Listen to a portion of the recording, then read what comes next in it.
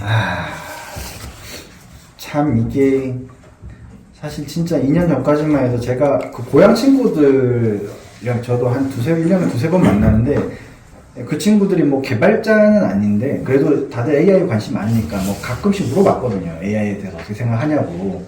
이제 항상 그랬거든요. AI가 아직 킬러 서비스가 없다. 근데 쉽지 않을 것 같다. 그랬는데 LLM이 나오면서 이제 킬러 서비스가 생겼죠. 진짜 충격적이었는데 그래서 이제 참 이게 모르겠어요. 그러니까 AI가 진짜 뭐 챗GPT에 지금 뭐 봇 서비스 올라가면서 뭐 이미 노예가 한 명 생겼고 생각보다 많이 쓰더라고. 그러니까 이제 그런 거 보면은 참 이게 우리가 마치 스마트폰 그 잡스가 아이폰을 내놓으면서 앱의 노예가 된 것처럼 챗GPT가 나오면서 뭐 이제 다른 웨어러블 서비스 디바이스들이 나오기 시작을 하면 뭐 글래스든 링이든 뭐든 나오기 시작하면 정말로 이게 이제 스마트폰이 아니고 스마트폰 앱의 시대가 아니고 약간은 그냥 GPT의 시대가 되나 싶은 생각도 들긴 하는데 물론 이제 뭐 기술적으로 봤을 때 약간 좀 걸림돌이 보이긴 하지만 그래서 근데 어찌됐든 간에 꼭 스마트폰 앱을 대체하지 않더라도 이미 충분히 이거는 무조건 성공한다라는 서비스를 생각보다 되게 많기 때문에 예. 그래서 그냥 AI는 이제는 거스를 수 없는 대세가 된 것 같고 그래서 뭐 물론 이제 저도 그렇고 사실은 여기 계신 분들이 AI를 전문적으로 하시는 분들은 아니긴 하지만 제가 아까 얘기했던 것처럼 사실은 제가 얘기하고자 하는 것도 그렇고 제가 관심 가지는 것도 그렇고 그냥 저는 AI 모델링은 1도 관심 없어요 사실. 예를 들면 우리가 요새 뭐 3D는 아직도 하잖아요 사실은. 앞으로도 할 거고. 근데 요즘 3D 알고리즘에 관심 있는 사람이 누가 있어 사실은. 레스터라이제이션이 어떻게 동작하는지 뭐 레이트레이싱이 어떻게 동작하는지 아무도 관심 없어요 사실은. 컴퓨터 그래픽스라는 학문 자체가 거의 죽었다고 봐야 되는데 그래도 3D는 계속 더 잘 되잖아요 사실은. 메타버스도 나오고 이것저것 하면서. 그러니까 이게 기술이 그러니까 가능성을 검증해 나가는 단계에서 주로 관심 가지는 기술과 실제 제품화 수준이 되고 나서 관심 가지는 기술은 차이가 되게 크기 때문에 그러니까 제가 생각하기에는 물론 디테일하게 들어가면 약간 이제 여러 가지 것들이 있긴 하고 당연히 이렇게 모델적으로 봤을 때도 당연히 앞으로도 개선되고 새로운 것들이 나오긴 하겠지만 이미 지금은 충분히 쓸만한 모델이 나왔고 그 모델을 이용해서 상용화가 착착착 이루어지고 있는 단계가 됐기 때문에 제가 아까 얘기했던 것처럼 AI 모델 경량화 이런 최적화 쪽으로 좀 관심을 가지면 또 나름 새로운 시대를 준비하는 거가 되기 때문에 그리고 저도 사실 몇 년 전부터 재작년부터 좀 보긴 봤었는데 그 리벨리온이라는 회사가 있거든요. 그게 한 4년 된 것 같은데 그 사람이 이제 한국 사람 우리나라 스타트업이고 그 사람이 아마 인텔인가 하여튼 거기 출신이고 뭐 한 3, 4년 전에 이제 나와서 MPU 만드는 그러니까 AI 칩 만드는 회사에서 그때 이제 꽤 투자 받고 이번에도 시리즈 B인가 받은 걸로 알고 있고 근데 그런 회사들이 우리나라도 여러 개 생겼는데 지금은 또 우죽순 생겼었거든요. 사실 몇 년 전에 AI MPU 칩 만드는 스타트업들이 우리나라도 몇 개 계속 기사 뜨고 막 투자 받고 막 뭐 이 사람은 뭐 인텔 출신이고 누구는 뭐 애플 출신이고 누구는 뭐 엔비디아 출신 해가지고 막 투자 받고 하는 케이스들이 여러 개 보였는데 지금은 그 중에 몇 개나 살아남았는지는 잘 모르겠는데 그런 회사들이 항상 구인해 보면은 컴파일러 개발자가 있어요.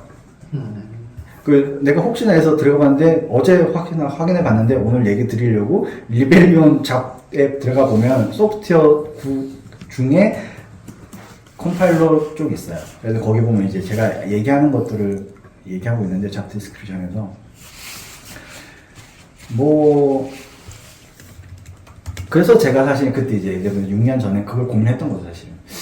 근데 그때는 사실 AI에 대한 확신이 별로 없었어요 사실. 왜냐면 AI 킬러 서비스가 안 보였기 때문에. 만약에 LLM이 이미 있었으면은 내가 그걸 했겠죠. 쿠버네티스를 안 하고. 네. 그랬으면 이제 지금 훨씬 더 몸값이 높아지지 않았을까. 그래서 그런 게 있는 것 같아요. 그러니까 이게 물론 이제 쿠버네티스 사실 만만한 기술은 아니긴 해요. 근데 이제 진입 장벽으로 놓고 봤을 때, 그러니까 이제 커널과 컴파일러는 사실은 양대 산맥이잖아요, 사실은. 말 맞다나 컴파일러 연구한 사람이 몇 명이나 있다고 사실은. 솔직히 까놓고 얘기해서 LLVM 써가지고 컴파일만 하지 LLVM 소스를 뒤져본 사람이 우리나라에 몇 명이나 있을 거예요, 사실은. 예. 그러니까 그만큼 구인을 하는 회사도 적지만 그 이상으로 사실은 그런 잡을 구직하는 사람이 더 적기 때문에 당연히 물론 이제 지금 AI가 잘 되니까 사실은 더 이렇게 주목받는 거긴 하지만 그래서 AI 모델 경량화 쪽은 제가 봤을 때는 상당히 유명한 것 중에 하나고 그리고 최근에도 제가 이제 링크드인은 뭐 꾸준히 하니까 요새는 이제 블로그를 안 해서 잘 안 쓰긴 하는데 그런 것들도 꽤 있더라고요. 이제 그 링크드인에서 약간 그 LLV, 그 AI 모델 경량화 쪽으로 스터디 모집하고 하는 것들도 보이고, 근데 이게, 쉽진 않아요, 솔직히 얘기해서. 예. 쉬운 기술은 아니긴 해요. 진입장벽이 꽤 있고, 만약에 이제 GCC나 LLVM, GCC 하니까 둘 다 옛날 사람 LLVM이나 이런 것들을 뭔가 경험이 없으면 사실은 쉽게 할 수는 없긴 해요, 사실은. 근데, 그만큼 뭔가 내가 1년, 뭐 몇 년 이렇게 투자해서 준비를 해놓으면은 확실히 값어치는 있어요. 희소성은 있어요, 사실. 네. 그리고 제가 생각하기에는 아마 뭐 갑자기 뭔가 말도 안 되는 사건으로 인해서 AI가 사라지지 않는 이상은 아마 이쪽 경량화 쪽은 아마 쭉 일이 있을 거예요. 네. 그리고 어찌됐든 간에 신규 인력이 유입되기가 쉽지 않아요. 이게 무슨 프론트엔드처럼 그냥 학원에서 쭉쭉 찍어낼 수 있는 기술이 아니기 때문에 예. 자 보시죠. 그런 관점에서 좀 기존에 접해보지 못하셨거나 관심이 없으셨더라도 한 번쯤 관심을 가지고 보시고 만약에 흥미가 있고 뭔가 한번 도전의식이 생기시면은 근데 정말 쉽진 않아요 사실은. 예. 해보시면은 그만큼 그렇죠. 사실 이제 항상 옛날부터 항상 했던 얘기가 그냥 내가 1년 걸려서 할 수 있는 일이면 그냥 남들도 1년 걸려서 할 수 있는 일이다. 옛날에 그런 얘기 많이 했잖아요. 근데 내가 한 3개월 깨작깨작 해가지고 할 수 있는 거면은 남들도 3개월이면 깨작깨작 할 수 있는 거기 때문에 그만큼의 값어치밖에 없는 거예요 사실. 근데 내가 진짜 3년 진짜 말 맞다나 진짜 뭐가 빠지게 해가지고 할 수 있는 거면 남들도 3년은 뭐가 빠지게 해야 된다라는 거고 근데 3개월은 내가 마음만 먹으면 언제든지 할 수 있어요. 근데 3년은 하기 쉽지 않아요. 3년 어떻게 해, 사실은. 현실적으로 봤을 때. 예. 그러니까, 그런 측면에서 봤을 때 좀 독하게 마음 먹고 해두면, 근데 이게 사실 나는 그런 것 같아요. 솔직히 해서 커널과 저는 컴파일러를 양대 산맥으로 보통 생각하잖아요, 사실은. 가장 시스템 소프트웨어 꽃이 약간 커널과 컴파일러인데, 솔직히 제가 생각하기에는 컴파일러는 커널에 비하면 사실은 솔직히 정말 쉬워요. 그게 컴파일러는 그러니까 커널은 사실은 양이 되게 너무 많아요. 커널은 너무 양이 많고 컴파일러는 생각보다는 간단해요. 생각보다는. 예. 그러니까 그거를 오늘 조금 맛배기로 요약해서 설명을 드리도록 할게요. 예. 오늘은 크게 4가지 단계로 말씀드렸고 일단은 컴파일러를 얘기하려는 게 아니고 AI 모델 경량화를 얘기하려고 하는 거기 때문에 AI를 뭐 아신 분들도 있긴 하겠지만 그 AI 가장 기본적인 내용들부터 간단하게 소개해드리고 할 거예요. 뭐 LLM 이런 얘기는 안 할 거고 RAG 이런 얘기는 안 할 거고 그냥 가장 기본이 되는 AI 컨셉. 근데 이 기본 원리로 다 동작을 해요. 예를 들면 우리가 X86 CPU가 어떻게 동작해요? 라고 하면은 간단하잖아요. 코드 패치하고 실행하고 패치하고 실행하고 패치하고 실행하고 이게 끝이에요. AI도 약간 그런 느낌이에요 사실은. 그래서 그런 느낌으로 간단하게 설명드리도록 할게요. 네. 일단은 요 그림 이제 약간 그림이 색깔이 그런가? 폰트가 잘못돼요. 불 꺼봐. 이미지를 복사해온 거라서 문 닫아. 챗 GPT한테 입력하면 흰색으로 바꾸셨는데. 챗 GPT의 노예. 글씨만 흰색으로 바꿨더니 단어. 멀지 않았어. 준투 봤잖아. 이게 그냥 우리가 이제 보통 이제 학습 추론 얘기 많이 하잖아요. 그 전체적인 과정이에요, 그냥. 일단은 데이터를 충분히 모아두고 이 데이터를 여기 보면 이제 데이터를 분석하는 거예요. 그러니까 데이터를 분석한다라는 게 얘가 뭐 AI로 할 수 있는 내용인지 아닌지 먼저 검증해야 돼요. 그러니까 아무 데이터나 때려 넣는다고 해서 아무 모델이 나오는 게 아니에요, 절대로. AI로 될 만한 게 있고 안 될 만한 게 있는데, 그래서 예전에 제가 항상 얘기했던 게 그거예요. AI가 아무리 잘 돼도 그 영상, 음성, 텍스트 빼고는 제대로 된 데가 없다고. 왜냐면 우리는 지금 시계열 데이터 가지고, 센서 데이터 가지고 AI 하잖아요. 근데 그거는 아직 쓸만한 결과가 없어요, 사실은. 왜냐하면 영상, 음성, 텍스트는 어느 정도 그 데이터가 사실 정형화되어 있고, 사실은 백데이터가 엄청나게 많잖아요. 인터넷에 깔린 게 영상, 음성, 텍스트 데이터잖아요, 사실. 근데 그리고 그것들이 전 세계 어디나 약간은 비슷한 특징을 가지잖아요. 그러니까 언어가 다르더라도 속성은 똑같잖아요, 사실은. 그렇기 때문에 한국어에서 영어로, 한국어에서 일본어로 다 통역이 되는 거잖아요, 사실. 근데 IoT 센서 데이터 좀 그런 연관성이 없어요. A라는 센서가 있고 B라는 센서가 있으면 A와 B는 전혀 다른 속성이에요. 그러니까 A, B 데이터를 같이 합쳐가지고 뭔가 코릴레이션이 생겨가지고 뭔가 할 수 있는 그런 게 거의 없어요, 사실은. 그래서 결국에는 이 데이터가 AI로 뭔가 할 만한 데이터인지를 먼저 분석을 하고, 그 다음에 충분히 검증이 돼서 아, 이거는 AI로 해볼 만한 데이터다 라는 판단이 들면 그걸 이제 우리가 라벨링이라고 하는 준비 단계를 거치죠. 예, 라벨링이라는 데이터 준비 단계를 거친 다음에 이거를 이용해서 모델 학습을 하고, 그 다음에 이걸 이제 계속 이터레이션 하는 거죠. 학습이 한 번에 끝나는 게 아니고 이게 이제 전반적인 과정부터 먼저 말씀을 드리는 거예요. 그래서 학습하고 검증하고 학습하고 검증하고 학습하고 검증하고 끝도 없이 하고, 이게 충분히 검증된 모델을 만들어내는 거죠. 그리고 나면 이 모델을 이용해서 보통 서빙이라고 하는 서비스를 하는 거예요. 예. 그래서 이 과정이에요, 사실은. AI라고 하면. 그래서 우리가 지금 익히 알고 있는 이제 챗GPT, LLM 같은 계열도 이제 거기는 이제 엄청나게 큰 데이터를 가지고 학습을 하는 거예요. 그냥. 그렇기 때문에 LLM 모델은 아무나 학습할 수가 없어요, 사실.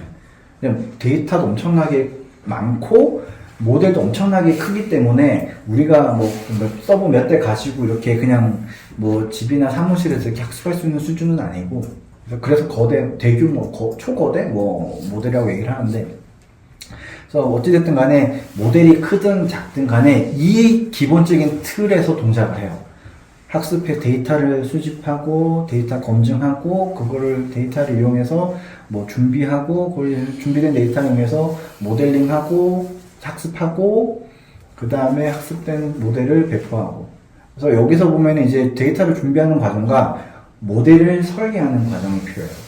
그러니까 아까 얘기했던 AI 그 일 중에 크게 두 가지가 있다. 모델을 만드는 거, 그다음에 모델을 활용하는 쪽이 있는데, 이 모델 자체를 설계하는 쪽은 제가 봤을 때는 좀 이제 약간 이제 레드오션에 가깝고, 왜냐면 옛날에 이제 그런 얘기 많이 했었었는데, 실제로 저도 이제 한 3, 4년 전쯤까지는 그 바텍에 있을 때 이제 AI 논문도 이제 그때 이제 그 AI 하는 친구들이랑 저도 이제 짧게 해봤었고 관심이 좀 있었기 때문에 많이 보고 했었는데, AI 논문들 보면 맨날 하는 짓이 뭐냐면은 모델을 이렇게 설계해봐요. 이렇게 설계해보고 이걸로 일단 졸라 돌려봐요. 좋은 결과가 나오면은 좋은 거고 아니면은 다음 거. 이런 과정인 건데. 그러니까 모델을 뭔가 약간 논리적으로 이렇게 막 설계하는 쪽보다는, 그러니까 모델을 막 100개를 만들어 놓고 이게를 100개를 분석해가지고 그 결과가 이러니까 얘가 좋은 거야라는 거지. 뭐 예를 들면 수학적으로라든지 논리적으로 이렇게 했기 때문에 얘는 이렇게 모델을 설계해서 만들어야 돼, 이런 내용은 생각보다 많지는 않아요, 사실. 물론 그런 내용도 있긴 해요. 있긴 하지만. 그래서 이게 결국에는 그때 많이 느꼈던 건 이게 결국 이제 장비빨이 중요한 거고, 그래서 바텍 같은 이렇게 중견기업에서 뭐 AI 예를 들면 수천만 원짜리 한 몇 대 갖다 놓고 할 수 있는 게 아니에요. 왜냐면 우리가 어떤, 예를 들면 그때 유명했던 이제 바트 같은, 구글에서 만들어 놓은 바트 같은 모델이 사실은 LLM의 약간의 핵심 기술을 만든 논문이거든요. 어텐션이라고 해가지고. 근데 바트 같은 모델을 학습하려면은 TPU를 가지고 돌려도 하루 이틀이 걸려요. 그러면은 TPU 가지고 하루 이틀 걸린다는 얘기는 우리가 일반 뭐 수천만 원짜리 엔비디아 그래픽카드 달린 서버 몇 대 해가지고 하려면 그거 한 번 돌리는데 한 달 이상 걸려요. 그러니까 해볼 수가 없는 거예요, 사실. 그러니까 결국에는 장비빨이 되게 중요해요. 예.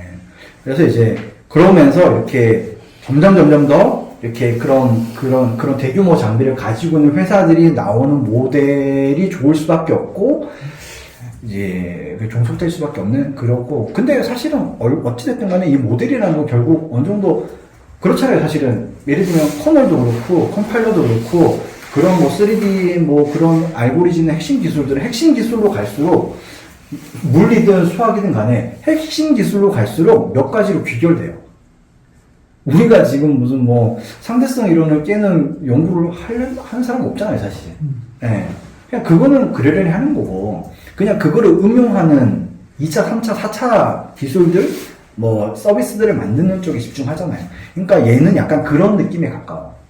그러니까 뭐 기존의 틀을 깨는 새로운 모델을 만들겠다라는 연구는 진짜 뭐 구글이나 오픈 AI 같은 회사들에서나 사실은 시도할 수 있는 것들이고 그냥 그 외에 99%의 회사나 연구 개발자들은 그냥 그들이 만들어 놓은 지금 이제 보통 소타라고 얘기하는 스테이트 오브 더 아트라고 하는 가장 좋은 모델을 그냥 활용해서 제품화를 시키는 그런 구조로 갈 수밖에 없기 때문에 역사적으로 봤을 때 그래서 저는 사실은 이쪽은 1도 관심이 없었었고 근데 이제 이쪽 이런 AI 모델 경량화나 상품화 쪽, 뭐 최적화 쪽을 하려면 그래도 상식적으로 기본적인 내용들을 알아야 되니까 사실은 관심을 가졌던 것 뿐이지 뭐 그 이상 관심 가지는 건 사실은 실무적으로 봤을 때 직업적으로 봤을 때 사실 큰 의미가 없다라고 보시면 될 것 같아요. 그래서 일단은 크게 보면 이런 이터레이션으로 이제 제품을 개발한다, 모델을 개발하고 뭐 활용한다라고 보시면 될 것 같아요. 그래서 그러면은 여기서 좀 더 구체화시켜서 AI 모델이 뭐냐? 예. AI 모델 말만 들어봤지 사실은 그 모델이 정확히 뭔지는 들어보지 못했거나 아직 못하는 분들이 많으실 텐데 사실은 뜯어보면은 심플해요, 사실은. 예. 우리가 예를 들면 그 X86은 사실 인스트럭션이 많다고 치지만 ARM 인스트럭션은 생각보다 몇 개 안 되거든요. 그러니까 그런 느낌이에요, 사실은. 그러니까 ARM 인스트럭션에 해당하는 보통 AI 모델에서 사용하는 오퍼레이터가 있어요. 그러니까 그거는 생각보다 몇 개 안 돼요.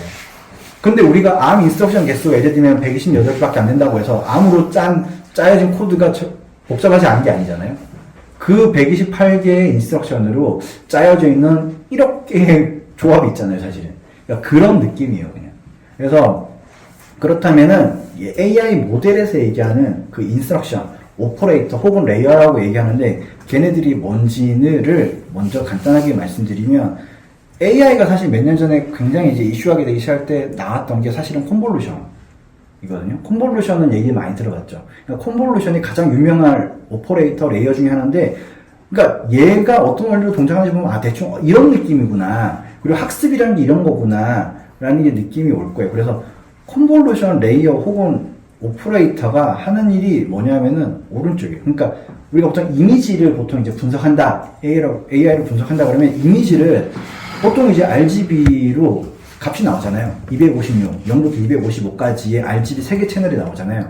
근데 그 뭐 이거 일단 그냥 0, 1, 마이너스 이렇게 간단하게 표현했는데 이미지가 각 비트에 해당하는 값들이 이렇게 있어요. 이거 한 채널만 보죠. 그럼 이렇게 이미지예요. 보통 2D니까.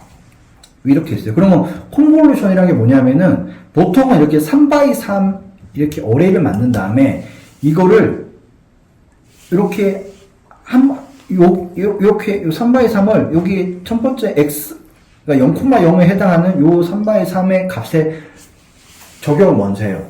그러면 간단하게 이렇게 생각하시면 돼요. 뭐 같은 행과 열에 있는 값끼리 예를 들면 서로 곱해요. 그 결과값을 가지고 다 합쳐가지고 여기에 가운데 있는 여기다 쓰는 거예요.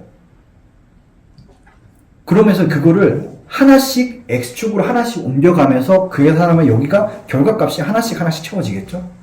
그러면은 끝까지 갔으면 다시 Y축으로 하나 내려와요. 아래 열로 내려가요. 그러면 여기서 또 하나씩 채워지겠죠.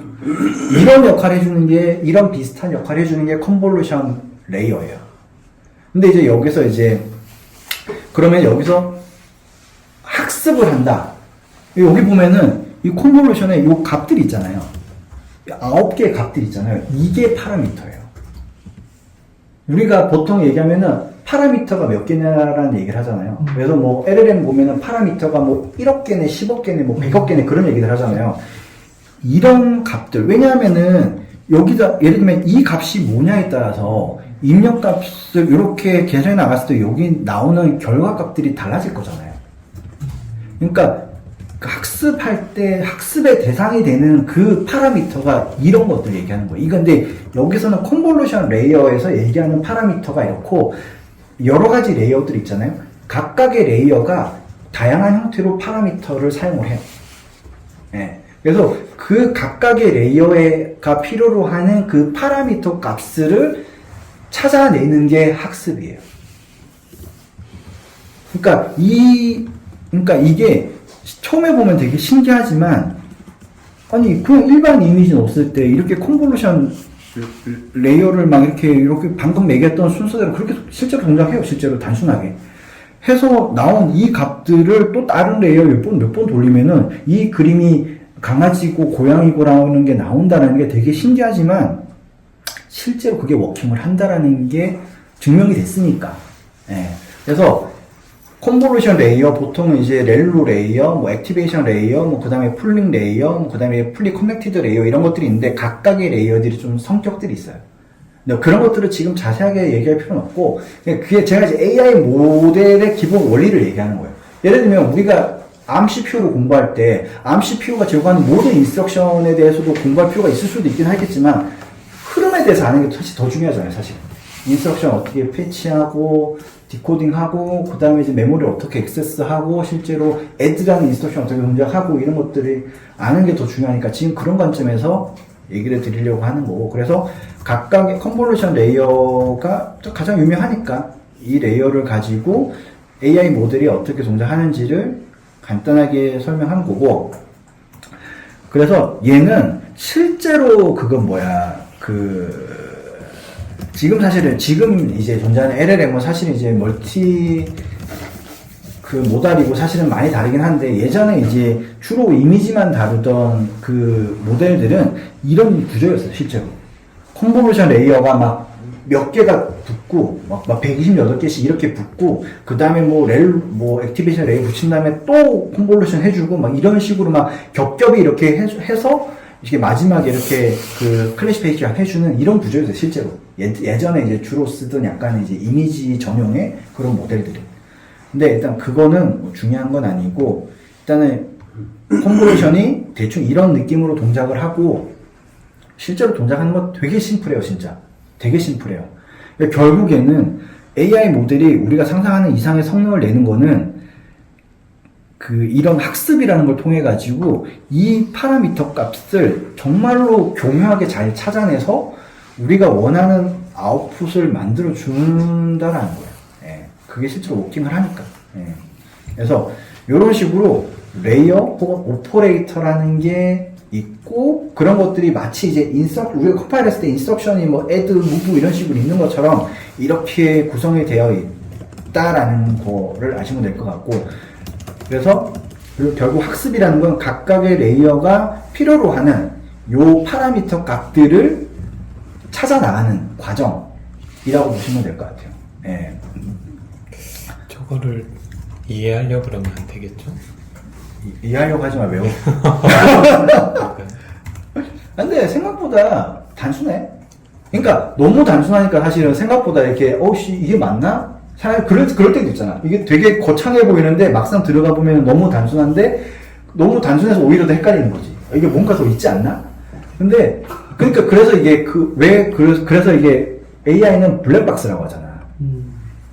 왜 그런 얘기를 하냐면은, 이게 학습이란 과정을 통해서 이 값들을 채워 나가서 이게 동작을 하는 건데 실제로 어떤 논리적인 단계로 이게 그렇게 동작하는지는 몰라. 그래서 블랙박스라고 얘기하는 거고 그래서 불확실성이 높다라고 얘기하는 거야.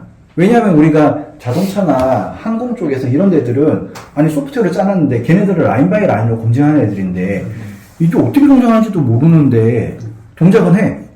AI 연구자 그렇게 그래서 몇 년 전부터 그런 얘기들이 많아서 그래서 이거 들어본 사람도 있는지 뭐 explainable AI라고 해서 설명 가능한 AI에 대한 연구들도 꽤 있어.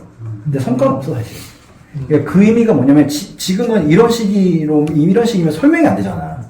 그러면은 이 파라미터가 왜 의미가 있는 건지를 설명 못 하잖아. 그러니까 내가 지금 1억 개의 데이터를 가지고 이 파라미터를 정말 잘 내가 만든 게 아니지. 얘가 만들어줬잖아. 학습이라는 과정을 통해가지고. 만들어줬는데, 이게 결과값이 그래, 이거야. 그러면은 이 값인데 왜 이걸 잘 찾는지 설명 못 하잖아.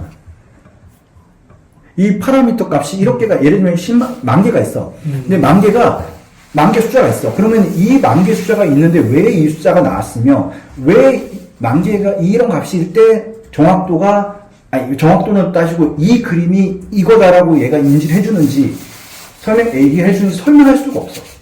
그래서 이제 unexplainable AI라고 하는 거야. 지금 AI.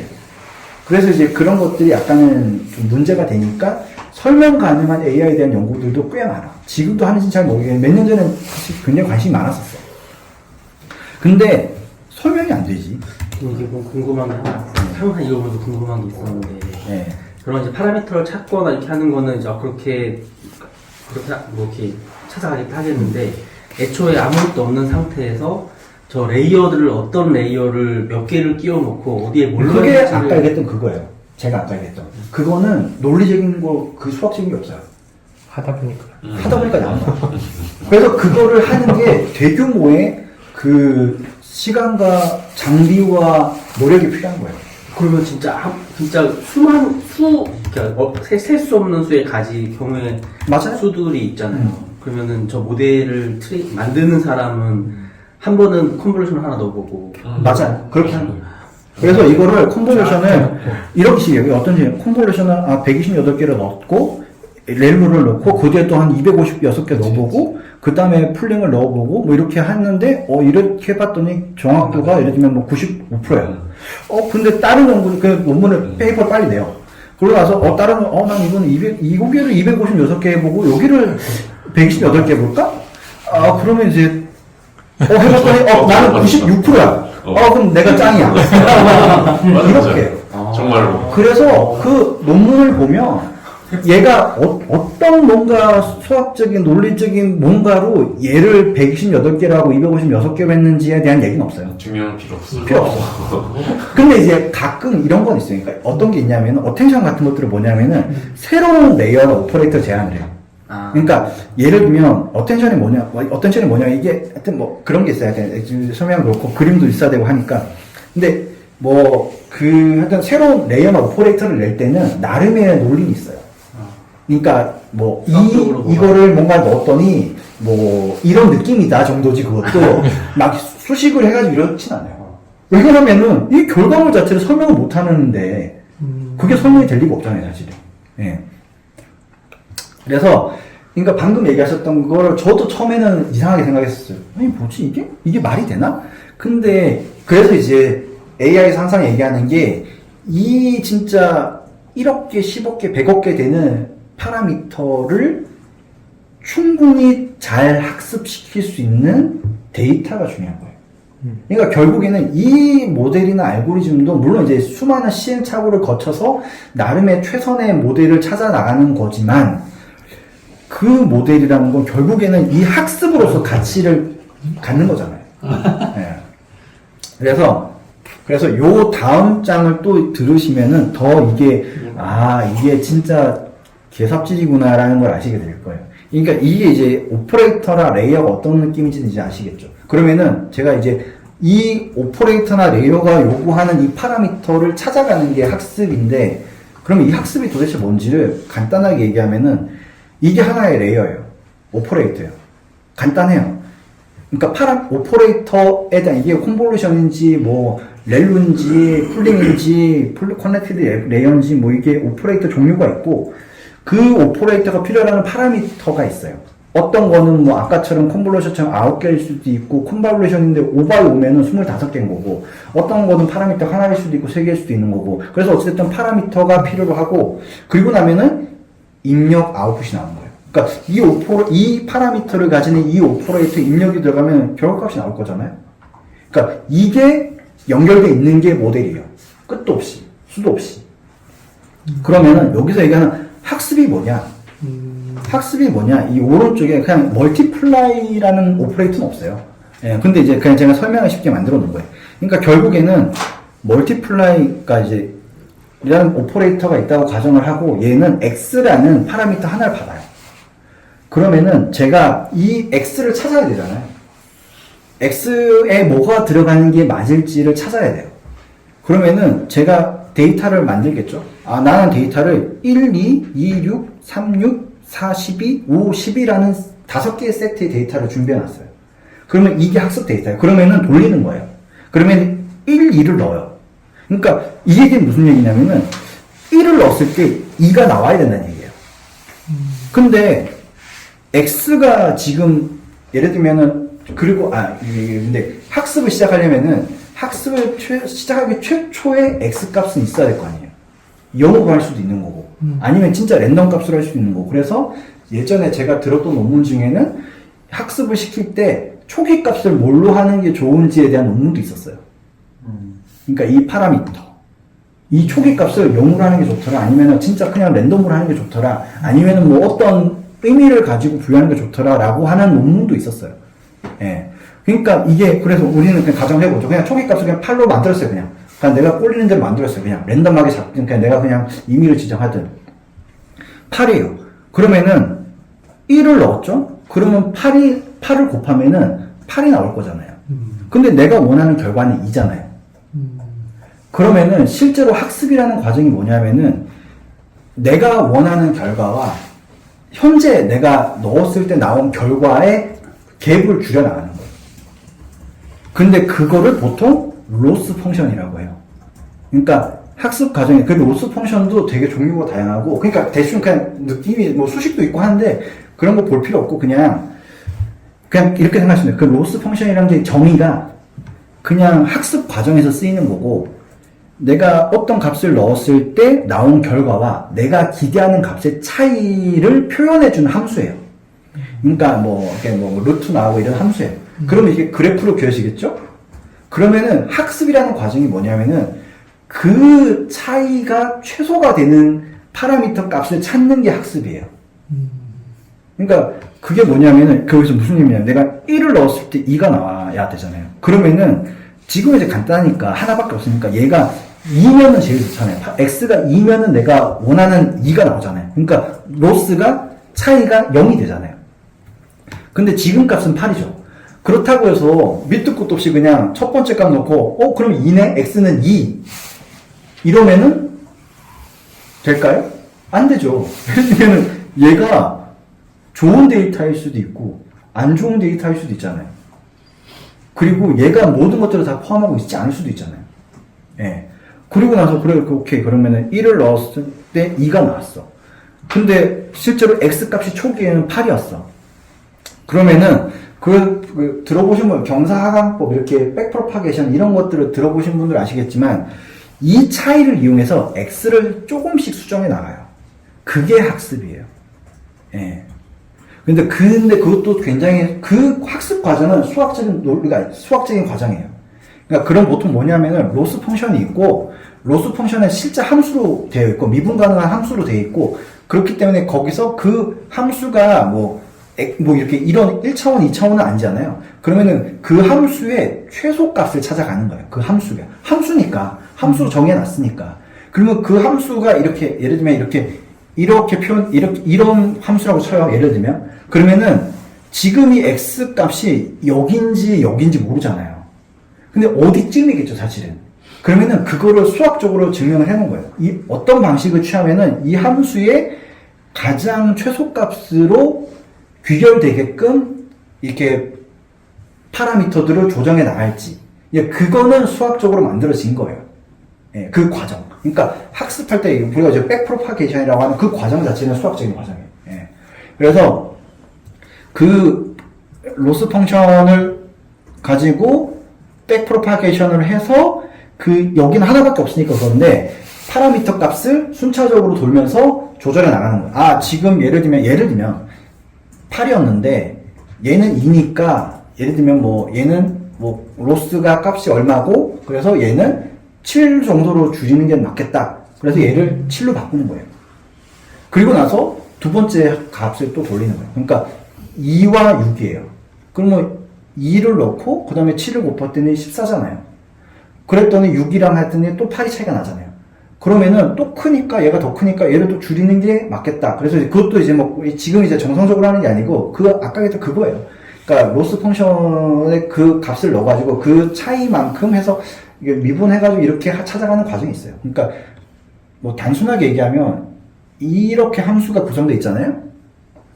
그러면은 여기 있어요. 예를 들면 그러면 이게 미분값을 보면 얘가 왼쪽으로 가는 게 내려가는지 오른쪽으로 가는 게 내려가는지 알 수 있잖아요. 미분 기울기를 보면 알 수 있으니까 사실 그거거든요.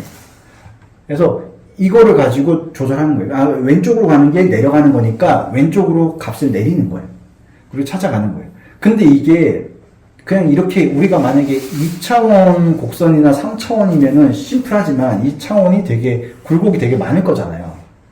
파라미터 개수도 많고 하니까 되게 많을 거잖아요. 그러면 이게 여기서 이렇게 따라 나가요. 그러니까 미분 기울기만 가지고 그레디언트 기울기값만 가지고 찾아 나가요. 근데 여기서 끝에 도달했어요. 예를 들면.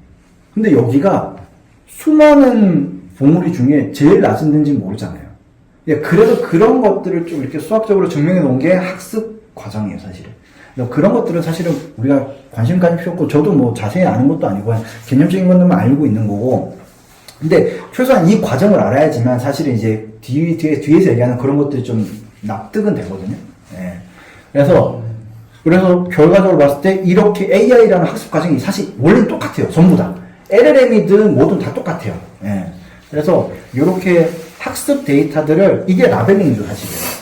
그러니까 1이라는 값을 넣었을 때 어떤 값이 나와야 되는지를 우리가 미리 만들어 놓는 거잖아요. 근데 이게 지금은 5개지만 실제로 우리가 LLM에서 쓰는 데이터들은 수도 없이 많겠죠, 사실은. 예. 그래서 그런 라벨링된 데이터들이 있어야지만 정답을 알아야지 지금 지금 존재하는 파라미터가 얼마나 틀렸는지 맞는지 알 수 있잖아요, 사실은. 그래서 이 개수가 많을수록, 그 다음에 이 라벨링이 정확할수록 의미가 있는 거죠, 사실은. 네. 그래서 오퍼레이터 개념을 인스트럭션 셋이랑 연결 지어서 이해하는 되게 신박한 거 같아요. 근데 이게 실제로 컴파일러에서 네. 동작할 때 그런 개념이에요. 그냥 애드 모브한 것처럼 그냥 그치? 컴보 그냥 딱 거기 딱 그 개념으로 이해한다는 게. 그래서 그게 얘네들이 똑같이 LLVM 쓰는 거야. 실제로 컴파일 과정 내가 이제 뒤에서 설명할 건데 똑같이 LLVM IR로 만들어서 적용을 해. 그러니까 그냥 그렇게 좀 진짜 동작하고 있어, 그렇게 실제로. 저 파라미터가 한 개가 아니잖아요. 그치, 되게 많은 거지. 그래서 이제 IR로 표현할 때 기존 IR 표현 방식이랑 좀 달라. 그래서 그러니까 1, 2, 2, 6, 그 다음에 3, 6 마찬가지로 놓는 거야. 그러니까 그래서 1, 2를 넣었을 때 아까 얘기했던 로스 펑션에 의해서 미분해서 이렇게 기울기 값을 봤더니 얘를 7로 줄이는 게 낫겠다. 그 다음에 5로 줄이는 게 낫겠다. 그 다음 학습 데이터에서 3으로 줄이는 게 낫겠다. 2로 줄이는 게 낫겠다. 이렇게 찾아가는 거야. 근데 결론은 5번 돌려서 2라는 값이 나왔어. 그러면 얘는 그냥 2인 거야. 여기서 내가 학습을 중단했으면. 이게 학습이에요. 사실 이게 다예요. 근데 다만 이게 복잡하고 그런 거는 이게 1개가 아니고 15개라는 거지. 그리고 이 인풋과 아웃풋이 나는 하나로 정했잖아? 근데 지금 우리 뿐만 아니라 LLM 같은 경우에 이게 뭐 30만 개 이렇거든? 30만 개 지금 뭐 그 정도야. 그러니까 이게 30만 개고, 이게 오퍼레이터별로, 모든 오퍼레이터는 파라미터 다 합치면 한 10억 개 돼. 예를 들면 100억 개 돼. 근데 그거를 실제로 걔네들이 사용한 학습 데이터가 몇 개인지 모르겠지만 수백억, 파라미터 개수보다 당연히 많을 거 아니야. 파라미터가 10억 개인데 데이터 10억 개로 학습하진 않았을 거잖아. 그러니까 이게 엄청난 거지, 사실. 그러니까 이게 막 굉장히 복잡한 뭔가 수식의 싸움이 아니고 규모의 싸움인 거야, 사실. 그래서 이제, 이런 원래요. 그러니까 이게 다예요, 진짜. 그래서 나도 처음에 이렇게 그때 이제 와이프 졸업 논문이 AI여서 나도 그때 AI를 처음 했거든. 그래서 실제로 나도 그때 모델 만들고 해봤었는데, 그러니까 나도 그러면서 좀 관심이 갔으니까 사실은 쭉 봤는데, 그냥 알맹이는 이거더라고. 알맹이는 이거고, 그래서 나도 아까 얘기했던 그런 여러 가지 논리로, 내 나름대로 논리로, 이쪽은 내가 봤을 때 경쟁력이 없다. 어차피 이거는 규모의 싸움이고, 내가 사실 약간 이게 커널이랑 컴파일을 해서 더 그렇게 생각했을 수도 있지만, 이게 어차피 진짜로 킬러 서비스가 생기고, 제품화가 되면 분명히 이쪽이 유리해질 거다. 왜냐면 그때 이미 텐서플로우 TVM 같은 건 이미 나왔었거든. 그래서 이제 그런 쪽은 되게 유망하다는 생각이 들어서 내가 이제 고민했던 거지, 사실. 그래서 이런 과정이고, 사실 심플하잖아요, 사실은. 원래는. 네. 그러니까 이게 커져서 되게 어려워지고 힘든 거지. 그래서 아까 성재 씨가 얘기했던 것처럼 없어요. 논리적인. 이제 너무 궁금했거든요. 이게 뭐 너무 궁금해. 그래서 논문 읽어봐도 사실 알맹이가 없어요, 사실. 알맹이가 없어요. 네. 그냥 사실 뭐 하다못해 컴퓨터 사이언스 논문만 봐도 그래도 뭔가 논리는 있잖아요, 사실은. 근데 얘네들은 그것도 없어요, 사실. 네. 그래서 막 그 GPU에 한 번에 동시에 실행할 수 있는 명령 개수 몇 개냐 이런 거 따지고 하는 이유가 그런 게 더 중요한 거예요. 많이 이제 그러니까 결국에는, 그리고 이게 결국에는 그런 거예요. 예를 들면 보세요. 그러니까 크기가 중요한 이유가 뭐냐면, 보세요. 우리가 만약에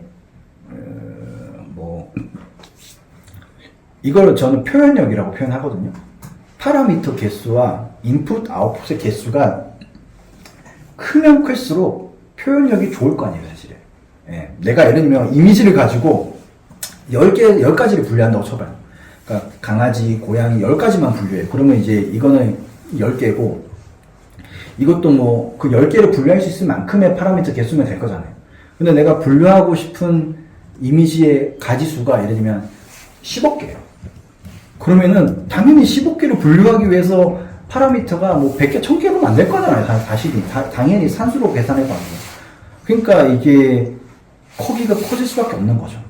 그러면은 이 큰 파라미터를 표현하기 위해서는 결국에는 이 모델의 레이어와 오퍼레이터가 그만큼 많아져야 되잖아요, 사실은.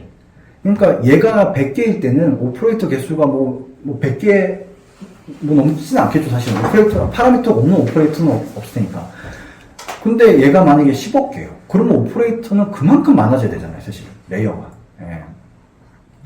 그러니까 그래서 이게 결국에는 규모의 싸움이고, 그리고 사실은 이게 그래서 그 AI를 하는 사람들이 사실은 모델 설계도 중요하지만, 이게 경험적이든 어찌됐든 뭐 논리나 뭐 그런 뭐가 있든 간에 그것도 중요하지만, 사실은 그거 이상으로 중요한 게 어떻게 하면은 10억 개 혹은 100억 개의 파라미터 어떻게 하면 잘 학습시킬까가 사실은 되게 중요해요. 그러니까 단순하게 생각해서 이거를 뭔가 그냥 파라미터 개수가 많으면 많을수록 양질의 데이터가 많으면 많을수록 학습은 당연히 되겠지라고 생각하는데 절대 그렇지 않아요. 학습도 굉장히 기술적인 과정이 필요해요. 그러니까 똑같은 데이터가, 똑같은 모델에 똑같은 데이터가 있어도 학습을 어떻게 시키냐에 따라서 결과가 달라요. 그렇기 때문에 그 AI 논문 중에 또 되게 많은 논문들이 학습을 잘 시키는 방법에 대한 논문들이에요. 네. 그래서 모델을 사실은 쉽게 오픈할 수 있는 이유 중에 하나도 제가 생각하기에는 그 모델을 그 구조를 알고 있다고 해서, 그리고 어차피 비슷한 양의 데이터를 갖고 있다고 해서 무조건 똑같은 결과가 나오는 게 아니기 때문에 그런 부분도 분명히 있긴 있어요. 예. 그래서 그냥 학습이란 과정은 딱 요것만 이해하시면 돼요. 예. 방금 얘기했던 요 과정.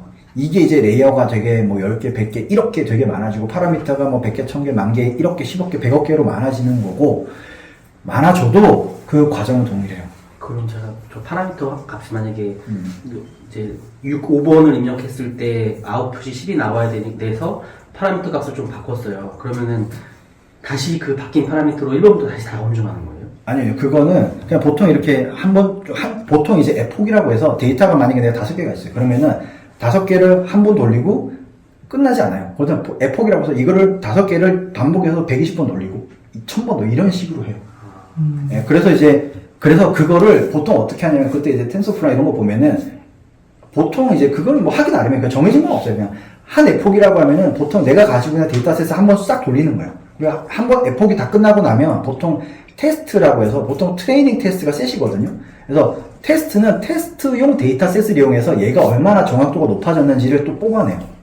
그러니까 이거죠. 그러니까 만약에 내가 1, 2, 3, 4, 5를 넣어서 방금 얘기했던 과정을 통해서 파라미터를 수정해 나갔어요. 그러면은 2가 나왔잖아요. 그러면 테스트 데이터셋이 따로 있어요. 예를 들면 테스트 데이터셋은 6, 7, 8이 있어요. 예를 들면 그럼 6, 7, 8을 돌려요. 그때는 이제 파라미터 수정하는 게 아니고 그 결과값만 모으는 거예요. 이렇게 지금 2라는 값을 이용해서 6, 7, 8을 돌렸더니 지금 예를 들면 그 차이가 예를 들면 10이었어. 그러면은 10점. 그러면 또 돌려요. 그러면 2인 상태에서 다시 돌리는 거잖아요. 그러면 또 바뀔 거잖아요. 이게. 똑같은 학습 데이터를 돌려도 값이 달려져 있었으니까. 그러면 또 2로 했더니 또 다음에는 예를 들면 2.5가 됐어. 그러면은 그 2.5를 나눠가지고 또 테스트 데이터셋 6, 7, 8을 다시 돌려요.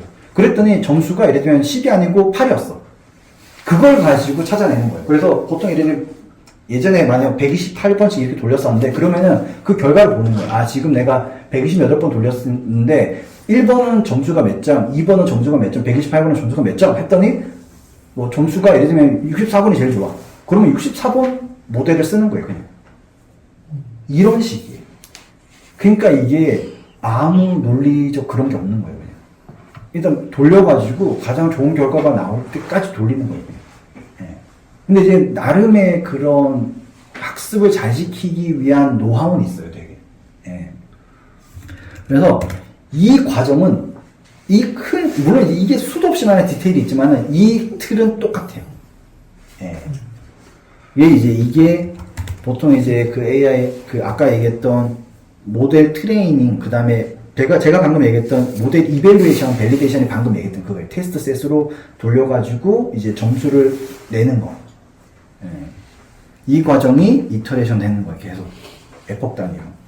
예. 이런 거 이미지로 보면 이해가 좀 좋잖아요. 왜 예를 들어서 이런 거 어떻게 공유할 수 있을까? 뭐 예를 들어서 이 사람이 감정을 표현하고 싶은데 아까 말했던 거를 컴보를 돌린다 그러면은 결국 이 컴보 돌린 이미지로 보면 이런 게 있잖아요. 그래서 실제로 저 한 거에 따라서 이미지가 이렇게 변환돼가지고 봤더니 얘는 원래 목표 설정한 건데 화난 거라고 하면은 값을 다시 다 바꿔가지고 이 값을 다 다르게 이제 하나부터 바꿔가면서 그게 결국 이미지가 특징을 이해하기 좀 좋긴 하는 거예요. 그러니까 요게 뭐냐면은 요 이미지가 그러니까 여기 보시면은 요 이미지가 어떤 의미냐면은 제가 아까 컨볼루션 레이어 설명할 때 그 얘기 했잖아요. 이렇게 컨볼루션 돌리면은 나름의 다시 2차원 벡터 값이 나오잖아요. 2차원 벡터 값이 나오잖아요. 그러니까 예를 들면 이게 계사진이었어. 근데 그거를 컨볼루션 돌렸더니 이 계사진의 이 각각의 픽셀 값들을 이렇게 돌린 요 값들이 만들어지고 요거를 그냥 그림으로 보면 강하진 않을 거잖아요, 이미. 그러니까 그거를 추적하면서 이미지화한 게 저런 거예요. 그러니까 그거를 연속해서 쫙 보면은 그게 보이긴 해요, 신기하게도. 그러니까 강아지일 때 어떤 느낌의 이렇게 이런 뭔가 얘네 픽셀이 계속 줄어나갈 거잖아요. 그러니까 어떤 느낌이 나타나요. 그러니까 시각적으로 봐도. 그러니까 이제 그런 거를 이게 저런 것들이 왜 나오냐면은, 그러니까 그래서 이제 익스플레이너블 설명 가능한 AI 얘기할 때도 저런 얘기들을 꽤 많이 해요. 예. 아, 보냈구나. 이미지로 보는 게 좀 그래서 저는 이해가 되게 편했었던 거거든요. 저게 뭐 컨볼루션을 하는 게 뭐 계산을 이렇게 한다고 하는데 결국은 한 값들이 저 이미지를 그 컨볼루션을 하면은 저렇게 어디다 뭔가 보낸 거야? 방금 있었는데 우리 아나운스 어나운스가 걸려서? 아, 있구나. 어나운스가 아닌데 왜 어나운스 걸려? 그러니까 요게 이제 이미지를 넣고 컨볼루션 돌리게 되면은 각각의 픽셀, 아까 얘기했던 것처럼 컨볼루션으로 픽셀 값들을 모아서 연산해서 새로운 픽셀들을 만들어주잖아. 그러면은 걔는 이미 이 사람 얼굴 이미지는 아닐 거잖아, 느낌은. 근데 이게 이렇게 됐다가 계속 컨볼루션을 몇 번째 돌리고 뭐 풀링도 하고 이것저것 하다 보면은 뭔가 이런 어떤 의미를 알 수 없는 이미지로 바뀌어. 근데 이게 결과적으로 봤을 때 신기하게 또 뭔가 여기 예를 들면 이게 큰 사진에 여기에 강아지가 있어. 그러면 요 강아지가 있는 위치 즈음에 그런 특징이 보여. 그러니까 예전에 이제 우리가 그 밭에서 했던 것들은 요게 사진이 있으면은 어디에 치아가 있는지 그런 걸 했었잖아. 그러면은 이 사진이 예를 들면 이건 사람 얼굴이라서 좀 그렇긴 한데 예를 들면 뭐 자동차다 그러면은 벤츠. 벤츠 역시 벤츠 역시 벤츠 아니, 아빠. 뭐 예를 들면 그냥 이걸로 그냥 설명하면 아이씨 다 나와 이씨 이미지만 보기 이거 가면 네. 보일 텐데. 클릭하고 아니 잠깐만 그냥 자율주행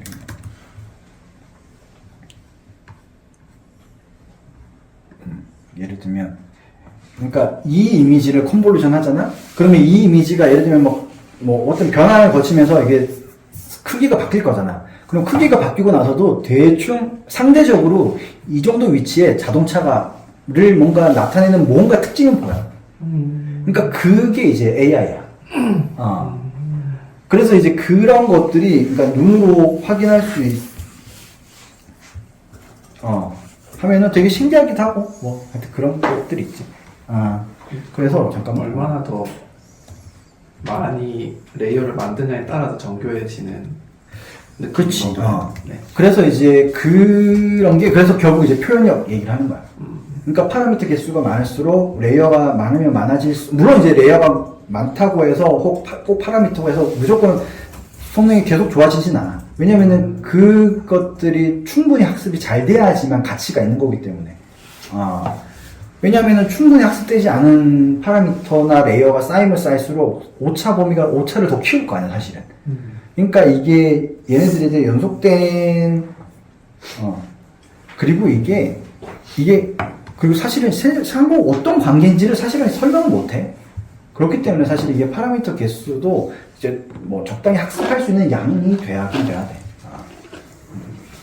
그래서 어디까지 설명했지? 그래서 일단은 중요한 거는 딱 요 과정을 제가 설명드리려고 얘기를 했던 거예요.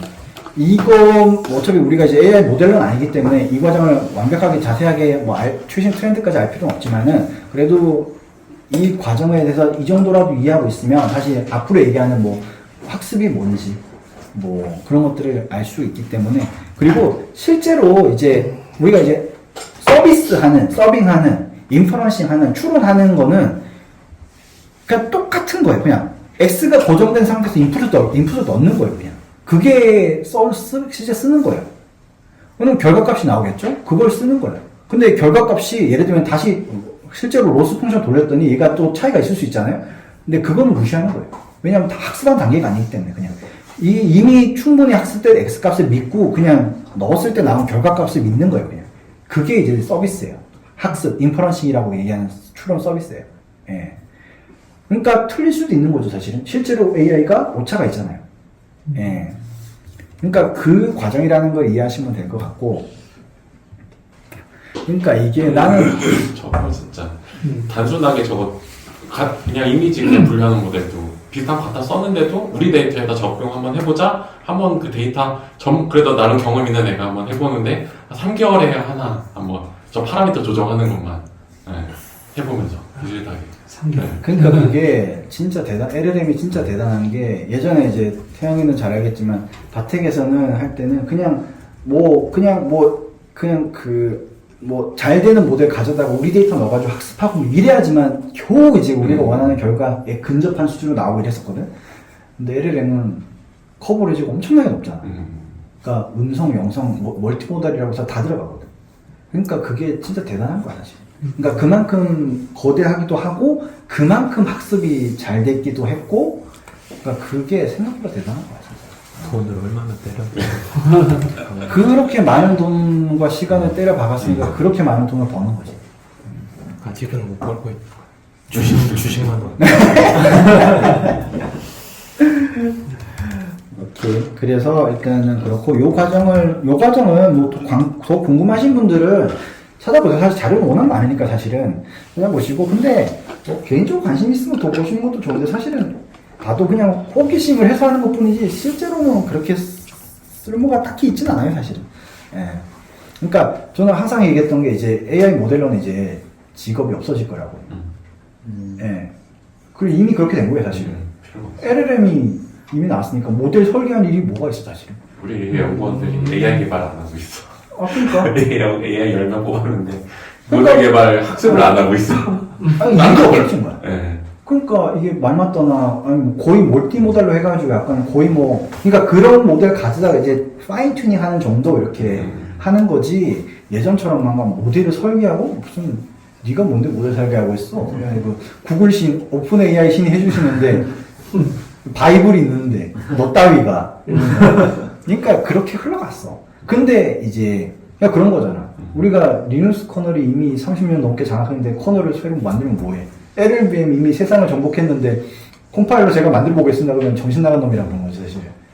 그러니까 똑같은 거야 사실. AI 모델이 약간 이익이 그렇게 되고 있어서 약간 그렇고 일단 근데 이 정도 내용은 알아두셔야 돼요 사실은. 예, 그래서 아시면 좋고 어쨌든 AI 시대가 오는 건 너무나 명명백백한 거기 때문에. 그래서 이제 본론으로 들어가서 AI 컴파일러가 뭐냐 저는 개념적인 부분들부터 소개하면 앞에서 보여드렸던 그림을 일종의 그냥 좀 더 단순화시킨 거예요. 그러니까 인풋이 있고 아웃풋이 있고 각각의 레이어 오퍼레이터들이 있겠죠. 컨볼루션, 뭐 렐로, 맥스풀, 커넥티드 레이어 이렇게 있어요. 그럼 각각의 내부에 뭔가 파라미터 같은 것들이 있겠죠. 그러면 이거를 똑같잖아요, 사실. 무브, 애드, 뭐 멀티플, 고 점프 똑같잖아요, 사실은.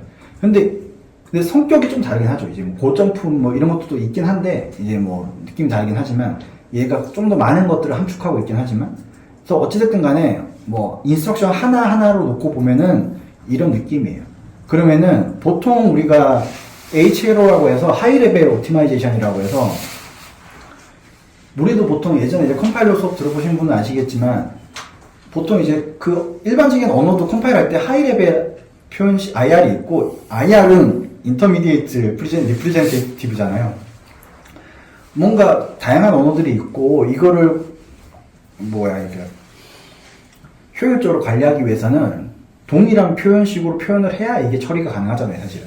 뭐 C 컴파일러 따로 만들고 파이썬 컴파일러 따로 만들고 러스트 컴파일러 따로 만들 수가 없으니까. 그래서 어떤 언어든 일단은 하나의 공통된 IR로 만들어 놓고 거기서부터 시작을 하는 거죠. 얘도 이제 그런 목적이에요. 그래서 보통 우리가 IR이라고 하는 것들은 이제 실제로 CPU에서 실행할 수 있는 명령어를 표현하는 IR이잖아요. 그래서 여기서 얘기하는 HLO는 주로 이제 AI 모델에서 사용하는 레이어 혹은 오퍼레이터에 대응하는 IR이라고 보시면 돼요. 그래서 콤브 IR, 뭐 렐루 IR, 맥스풀 IR, 컨 IR 이런 게 있다고 생각하시면 돼요. 개념적으로. 물론 실제로 이렇진 않지만. 예. 그래서 이렇게 IR들을 정해놓고 여기서 하는 일이 뭐냐면은 보통 그래프 최적화라고 하거든요. 왜냐면 얘가 이제 그래프처럼 이렇게 이어져 있으니까 파이프라인들이. 그래서 하이 레벨 옵티마이제이션은 여기서 하는 일이 뭐냐면은 이 두 개의 컨볼루션을 합치는 거예요. 예를 들면 뭔가의 최적화 기법에 의해서 우리가 일반적인 컴파일러랑 똑같아요. 우리도 뭐 명령 합치 콘스탄트 리플리케이션 콘스탄트 프로파게이션 해가지고 합치기도 하고 없애기도 하고 뭐 분리하기도 하고 하잖아요. 똑같아요. 네, 다만 오퍼레이터가 얘는 이제 약간은 그런 AI에서 사용하는 오퍼레이터인 거예요. 예. 그래서 여기서는 간단하게 컨볼루션 두 개를 합쳐서 하나의 컨볼루션으로 만들고 예를 들면 나머지는 그대로 냅두고 이렇게 결과가 나왔다고 쳐요. 옵티마이징을 한번 거쳤더니. 예. 근데 실제로는 수많은 옵티마이징 단계가 있고 생각보다 많은 변화가 일어나요, 실제로는. 그래서 이렇게 나와요. 그러면은 얘를 실행하잖아요.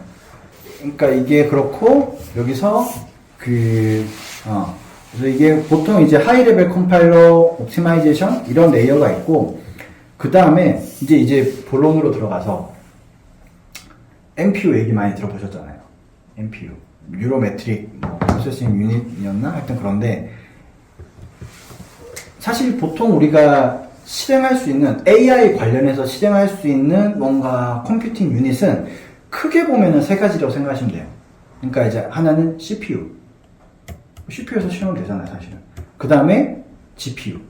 그러니까 이제 일반화되어 있는. 그 다음에 하나가 이제 NPU.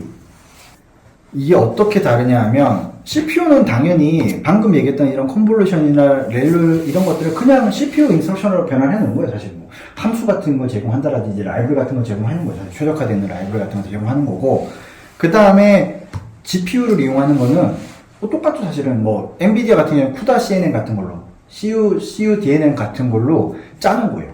뭐 컨볼루션이나 렐루 이런 것들 짜는 거고, NPU는 뭐냐면은 이런 오퍼레이터들을 그냥 뭐 A식이든 뭐든 간에 그냥 하드웨어로 구현해 놓은 거예요. 내부적으로 뭔가 뭐 마이크로 코드를 쓰든 뭐가 됐든 간에. 그래서 여기서 얘기하는 NPU는 그냥 그 얘네들이 인식하는 인스트럭션 자체가 그냥 AI가 필요로 하는 오퍼레이터인 애들을 주로 얘기하는 거예요. 그래서 아까 처음에 얘기했던 리벨리온 같은 애들이 이런 걸 만드는 거예요. 그래서 진짜 웃겼던 건 오늘 어젠가 기사가 하나 나왔는데, 이제 우리나라에서 하여튼 뭐 엔비디아 GPU보다 뭐 몇백 배가 빠르다, 몇천 배 빠른 이렇게 이제 뭐 APU를 만들어냈다라고 하는데, 엔비디아는 범용이에요. 범용이고 얘네들은 전용이잖아요, 사실은. 우리도 이제 개발자니까 알잖아요. 범용과 전용은 천지 차이라는 거. 그래서 일단 NPU와 CPU, 그래서 이제 CPU, GPU, NPU가 이제 그런 차이가 있다라는 거 아시면 될 것 같고, 그래서 보통 이제 그 컴파일러와 사실 런타임을 제가 합쳐서 써놓긴 했는데, 이게 보통 이제 우리가 컴파일러 런타임이 보통 이제 같이 제공되는 경우가 되게 많아요, 사실. 그래서 보통 요런 것들은 보통 이제 컴파일러 단에서 하죠. 왜냐면 이거는 정해진 거니까 사실은 미리 이렇게 미리 이제 그 만들어 해놓는 게 좋잖아요, 사실은.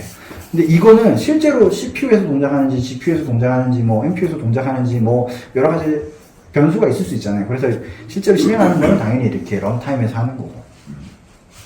그래서 요런 과정이고, 그래서 그 대표적인 것들을 구조로 좀 설명을 드리면, 파이토치랑 텐서RT랑 제가 몇 가지 소개해 드릴 텐데, 이게 파이토치 2.0이고 최근에 나온. 그래서 얘 같은 경우에는 얘네들이 제공해주는 이미지를 가지고 제가 좀만 더 설명 드릴게요. 그래서 파이토치로 개발한 모델, 학습한 모델을 이런 과정을 거쳐서 최적화를 하고 실행하는 거예요. 근데 여기 보면은 우리 이제 LLVM 컴파일러랑 똑같죠. IR로 변환해서 그거를 이제 뭐 필요한 트랜스폼을 실행시키고 이겨서 내가 원하는 대로 뭐 컴파일 옵티마이징 단계가 3단계냐 1단계냐 4단계냐 5단계냐에 따라서 이 트랜스폼 구성은 바뀌겠죠, 사실은. 그래서 IR을 주고 최적화하고 결과 IR을 다음 최적화에 넣고, 그래서 최종적으로 나온 IR을 실행하는 거죠. 근데 그 IR은 앞에서 얘기했던 것처럼 뭐 만약에 NPU가 달려 있으면 그 컨볼루션을 NPU에서 실행되게끔 하고, NPU가 없으면 그 컨볼루션은 뭐 그냥 CPU에서 실행하게끔 하고, 이런 것들을 자유자재로 조절해 주는 거예요, 런타임. 그래서 파이토치도 여러분들이 생각하기에 뭐 학습할 때 쓴다고 주로 생각하시겠지만 학습도 하고 런타임도 해요. 예. 그래서 요거는 이게 사실은 옛날 버전이 아니고 지금 2.0이라고 해는 최신 버전이에요, 사실. 그래서 파이토치는 파이토치 API로 개발하잖아요. 그럼 모델이 나오잖아요. 그러면은 그 모델을 실제로 이제 뭔가 최적화하거나 실행할 때는 요런 나름의 몇 단계의 IR로 변환해요. 그러니까 이 IR은 앞에서 얘기했던 요런 것들을 약간 추상화시켜서 표현하는 거예요. 예. 그래서 그 IR 단계에서 최적화를 하고, 그래프 최적화, 아까 얘기했던 뭐 이런 거 줄이고 뭐 합치고 이런 것들을 하고, 그 다음에 요 단계에서는 또 뭐 요 단계에서 할 수 있는 최적화를 하고, 또 요 트리톤이라고 해서 하여튼 요런 GPU가 엔비디아 GPU가 있으면은 트리톤 IR로 변환해서 요 단계에서 또 변환한 다음에 그거는 이제 PTX가 그 엔비디아 CUDA에서 실행하는 실행 파일 옵션이거든요.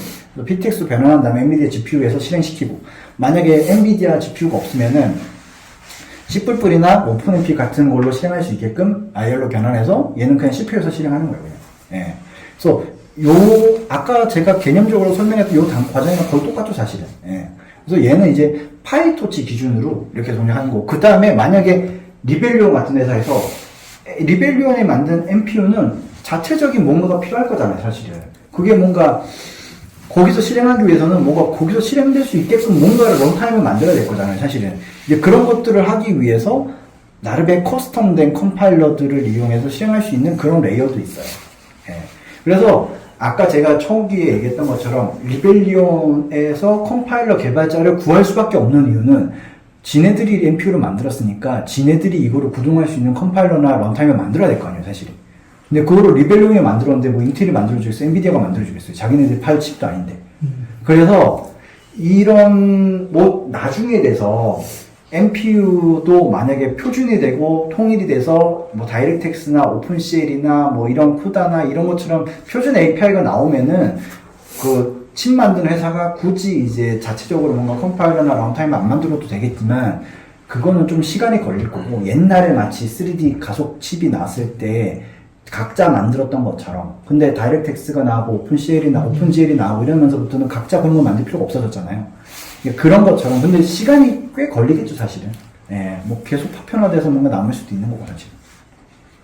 그래서 파이토치는 그런 식이고 그 다음에 이거는 좀 더 들어가 보면 앞에서 얘기했던 거랑 비슷한데 이거는 파이토치가 제공해 주는 거예요. 그래서 이런 식으로 컨볼루션 하고 뭐 노멀라이제이션 하고 이런 거 렐로 같은 거 돌리면은 얘네들은 일단은 첫 단계에서는 이런 식으로 표현을 하고 그 다음에 뭐 얘네들은 뭐 로어링이라고 해서 아까 봤던 다음 단계 IR로 표현했을 때는 얘네들이 좀 바뀌는 거예요. 이렇게 좀 IR이 쪼개지는 거예요. 그러면서 뭔가 또 다른 용도로 뭔가 다른 방식으로 컴파일 하거나 추적하거나 하겠죠. 그리고 나서 요 단계에서 이렇게 실제로 실행할 수 있는 단계로 넘어가는 걸 표현해 주는 거예요. 근데 이게 그러니까 비슷하긴 하지만 이제 파이토치냐 텐서플로우냐에 따라서 나름대로 자기 뭔가 컨셉이 있고 뭔가 철학이 있을 테니까 조금씩 다르겠죠. 이거는 파이토치 경우였고 그 다음에 이제 이거는 텐서RT. 텐서RT는 이제 텐서플로우랑 이름이 비슷하긴 하지만 이거 엔비디아가 만든 런타임이라고 보시면 돼요. 그래서 학습을 된 모델을 읽어다가 텐서RT가 제공하는 옵티마이저로 최적화를 하는 거예요. 그리고 나서 또 원하는 결과를 뽑은 다음에 그걸 이제 텐서RT로 RT 런타임이라는 걸로 패키징 해가지고 던지면은 얘는 엔비디아 전용이에요. 그래서 이제 내부적으로 뭐 쿠다나 이런 걸 써가지고 엔비디아 그래픽 카드 위에서 가속을 해서 서비스를 제공하는 거예요. 그래서 그렇고 예, 오케이. 그리고 이제 여기서도 또 예제 그림이 나오는데 얘는 이제 아까 봤던 그런 옵티마이저 그 그래프잖아요. 그래서 뭐 컨볼루션 있고 렐로 있고 바이어스 이런 게 있는데 요런 입력을 넣었을 때 뭐 요런 식으로 최적화해 줄 수 있다는 걸 예시를 보여주는 거예요. 근데 원리는 똑같죠 사실은. 예. 그래서 얘는 이 세 개의 컨볼루션을 한 번에 실행해 줄 수 있는, 이 세 개의 오퍼레이터를 한 번에 실행해 주는 오퍼레이터를 디파인 한 거예요. 그래서 이거를 하나씩 실행하는 것보다는 뭐 당연히 이제 합쳐가지고 실행하는 게 더 빠르겠죠, 사실은. 그래서 이런 식으로 나름의 뭔가 이렇게 얘네들이 지원하는 칩이 제공해주는 그런 오퍼레이터를 이용해서 그래프를 최적화해주는 다 이런 방식이에요, 사실. 우리도 실제로 CPU도 컴파일러 해보면은 어떤 컴파일러는 어떤 명령어들을 예를 들면 심드로 변환해준다라든지 그런 짓들 하잖아요. 똑같은 원리예요, 사실. 예. 그래서 제가 얘기하는 게 컴파일러, 여기서 얘기한 AI 컴파일러가 우리가 일반적으로 얘기하는 컴파일러와 대동소이하다는 거예요. 거의 똑같아요, 사실. 원리는. 그러니까 그 오퍼레이터, 인스트럭션이 좀 다르다 뿐이지 거의 똑같다는 원리. 그래서 여기서 사용하는 옵티마이징 기법도 비슷한 옵티마이징이 되게 많아요. 보통 이제 콘스탄트를 합치거나 필요 없는 것들 엘리미네이션 하거나 그런 것들도 비슷해요. 네. 그리고 이제 또 한 가지 있는 게 ONNX 런타임이라고 해서 이거 같은 경우에는 ONNX라고 해서 이제 각각 파이토치나 텐서플로우가 모델을 배포할 거잖아요. 모델을 익스포트 할 거잖아요. 근데 각각의 포맷으로 익스포트 할 거잖아요. 그거를 표준 포맷으로 만든 게 ONNX예요. 그래서 약간 공용 포맷이고, 그래서 여기서 이제 파이토치나 텐서플로우나 기타 등등으로 만든 것들을 ONNX라는 포맷으로 변환하거나 익스포트하고 그거를 실행해주는 게 ONNX 런타임이고, 걔를 이용하면 이런 식으로 최적화를 해서 실행한다는 얘기예요. 최적화를 하고, 아까 얘기했던 그래프 최적화하고, 병렬로 실행하게끔 이렇게 러너도 만들어 놓고, 이제 실행할 때는 GPU나 지원해주는 NPU가 있으면 거기서 실행하게끔 하고, 없으면 CPU에서 실행하는 것들이 들어가 있어요. 그러니까 그 파이토치가 제공하는 런타임이나 뭐 텐서RT가 제공하는 런타임이나 얘네들이 제공하는 런타임이나 사실은 원리는 거의 비슷해요, 사실. 예.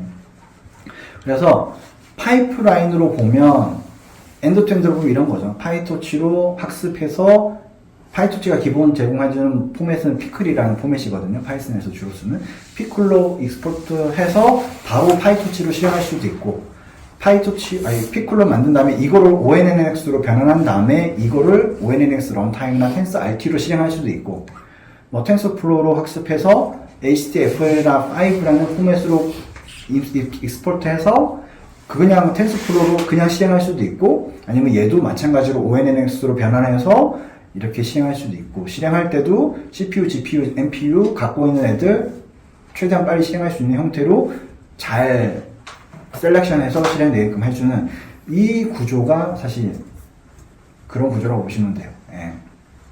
그래서 최근에 이제 되게 AI 모델 경량화, 온디바이스 AI라고 하는 영역은 다 이 영역이에요.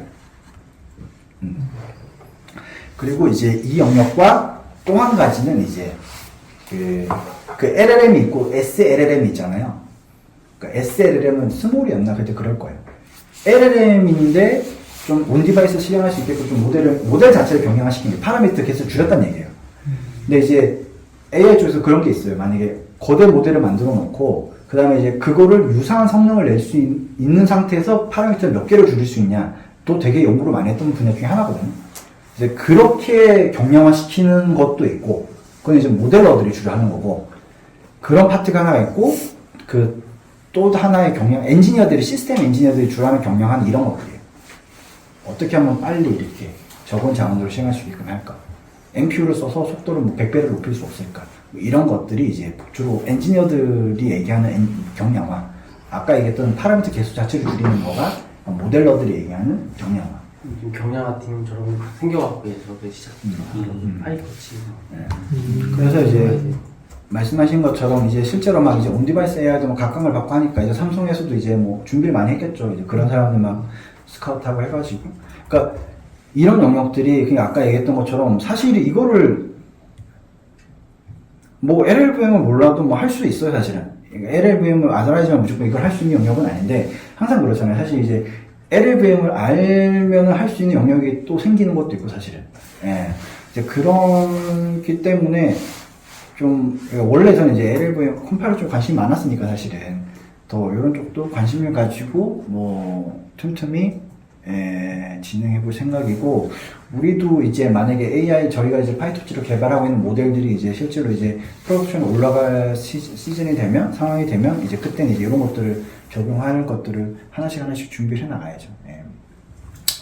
그렇고 여기서 여기 보면 이제 마지막으로 한 가지만 더 얘기하면 CUDNN이랑 트리톤이라는 게 나오는데 이 트리톤이 오픈 AI가 만든 거예요. 사실 저는 지금 개인적으로 제일 관심을 가지고 있는 건 사실은 트리톤이거든요. 네. 그러니까 얘가 뭐냐면 기존에 그냥 어찌됐든 간에 사실은 엔비디아 GPU를 제일 많이 써요, 사실은. 지금 AI가 뜨면서 엔비디아 주가가 지금 날아다니고 있는 거잖아요, 사실은. 그래서 어찌됐든 간에 쿠다를 제일 많이 써요. 예. 근데 그래서 이제 오픈 AI가 근데 쿠다는 범용이잖아요, 사실은. 그래서 AI에서 활용하기에는 쿠다가 좀 아쉬우니 쿠다라는 게 결국 이제 엔비디아 쿠다 프로그래밍 해보신 분들은 아시겠지만 결국 이제 엔비디아 그래픽 카드 열어보면 나름의 범용이잖아요, 사실은. 이게 스레드 CPU랑 다른 구조로 병렬 스트림 프로세스, 멀티 프로세스가 달려있는데 그러니까 스레드, 블럭, 그리드 형태로 이제 CPU가 구성되어 있고 각각 약간 메모리를 어떻게 접근하는지 이게 패턴이 있는데 이제 쿠다를 이용해서 쿠다 API를 통해서 걔를 쓴 거잖아요. 근데 그 쿠다는 어찌됐든 간에 GPU용이었잖아요, 사실은. 그러니까 AI에 딱 맞아 떨어지진 않는다고 판단한 거예요. 그래서 트리톤이라는 걸 만든 거예요. 그러니까 트리톤이 다른 개념이 아니고 쿠다를 대체하는 거라고 보시면 돼요. 그러니까 엔비디아 GPU를 이렇게 AI에서 활용하는데 좀 더 효율적으로 활용할 수 있게끔 만든 일종의 API, SDK 셋이라고 보시면 돼요. 그래서 얘는 오픈소스고 뭐 그래서 이거 뜯어보면 LLVM으로 돼 있어요. 예. LLVM도 섞여 있고 뭐 왜냐면 이제 얘네들이 제공해주는 이제 그 쿠다 커널 만들어주고 하는 부분들이 있거든요. 그러면 이제 아까 얘기했던 것처럼 얘네들이 어떤 사용자 뭐 코딩 내가 이제 이런 오퍼레이터를 짜거나 이런 레이어를 짜게 되면 코드를 그러면 이제 걔를 그 엔비디아 GPU에서 실행될 수 있게끔 뭔가 컴파일을 해줘야 되잖아요. 그럴 때 이제 LLVM을 써요. 예. 그래서 저는 일단 지금은 그냥 좀 관심이 있는 건 트리톤이라서 좀 보고 있긴 한데 모르죠. 하다 보면 또 관심이 바뀔지. 이런 거 언제 다 보세요? 네? 시간이 뭐 틈틈이 틈틈이 보고 있죠. 네. 근데 이게 솔직히 얘기해서 저는 이제 예전에 LLVM 했었으니까 줘야 될까? 저는 예전에 LLVM 했었으니까 이제 보는 거지. 사실 LLVM은 전혀 모르는 상태에서 이걸 볼 수는 없어요, 사실. 그러니까 그래서 저는 이제 만약에 혹시라도 좀 아까 얘기했던 웹어셈블리나 이런 쪽 관심 있으신 분들은 LLVM을 공부해 두시면은 되게 유용하긴 해요. 예. 근데 쉽진 않죠. 예. 그러니까 저는 쌍팔년도에 GCC도 했었어요, 사실은. 예, 짧게. GCC에서 백엔드 한번 만들었었는데, 그거 하고 나서 얼마 있다가 LLVM이 나왔거든요.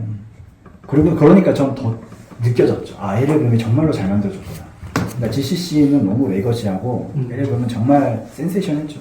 그게 LLVM의 히스토리 잠깐 말씀드려요. LLVM 만든 사람이 크리스 뭔데, 그 대학원생이 박사 논문으로 만든 거예요, 이걸. 근데 그게 이제 워낙 사실 GCC, 뭔가 이제 그때 막 이것저것 하는 태동을 하고 있는데, GCC는 너무 힘들거든, 뭘 하기가. 너무 힘든데, LLVM이 정말로 구조적으로 잘 만들어 놨거든. 그러니까 이제 그게 대박이 났지. 그래서 걔가 졸업하자마자 애플에 갔고, 지금도 애플에 있는지 잘 모르겠어. 근데 내가 생각하기에는, 그러니까 소프트웨어 쪽에서 그 라이너스 토발즈 빼고는 가장 영향을 많이 끼친 사람이 난 그 사람이라고 생각하고 있어요. 생각을 해봐. LLVM이 얼마나 많이 영향을 주는지. 안 쓰는 데가 없어. 그리고 컴파일러는 그렇게 간단하게 만들 수 있는 게 아니기 때문에 지금 리눅스 커널을 대체할 수 있는 게 없는 것처럼 지금 이제 LLVM 대체할 수 있는 게 사실 없어요, 사실은. 만들려면 만들겠지만 그 에코시스템이 너무 엄청나기 때문에 그래서 나는 토발즈 이후에 가장 영향을 많이 준 사람 중에 하나라고 생각을 해요, 진짜. 지금 어디 있는지 모르겠네. 꽤 오래 애플에 있었는데.